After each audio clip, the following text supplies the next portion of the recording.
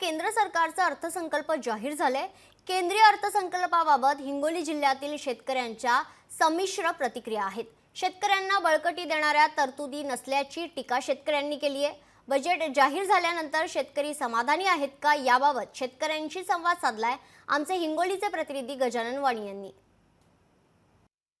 काल केंद्र सरकारचे अर्थसंकल्प बजेट जाहीर झालेले आणि नेमकं यामध्ये शेतकऱ्यांना काय मिळालं आणि शेतकरी समाधानी आहे काय आपण शेतकऱ्याकडून जाणून घेऊया। आपल्यासोबत शेतकरी आहेत। मला सांगा, काल केंद्र सरकारनं बजेट जाहीर केलं, आपण समाधानी आहात का आणि काय मिळायला पाहिजे होतं आणि काय मिळालं नाही? आज अक्षरशः शेतकरी कोणता समाधानी नाही बजेटसाठी।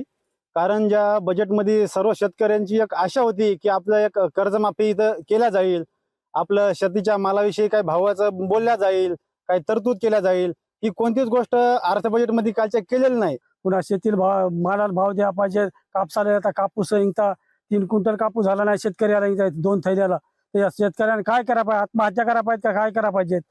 आज बिकट परिस्थिती झालेली आणि जे शासनाच्या योजना त्या खालीपर्यंत राबवण्यात सरकार अपयशी झालेले आहे। कारण विम्याचा प्रश्न असो, दुष्काळी असो, आजपर्यंत शेतकऱ्याच्या कालच्या बजेटवर आम्ही बजेट केलेलं आहे ते सगळं व्यापाऱ्याकडून बजेट केलेलं आहे, जे आता शेतकरी वाऱ्यावर सोडलेले आहेत। सध्या शेतकऱ्याला एक तर मालाला भाव नाही, त्याची कर्जमाफी नाही, त्याला कोणत्याच गोष्टी नाहीत।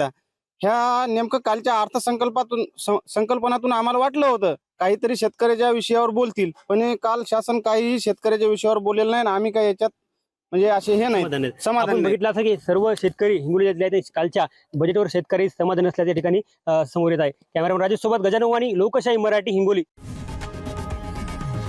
लोकशाही मराठी, ऐका, पहा, जागरूक रहा।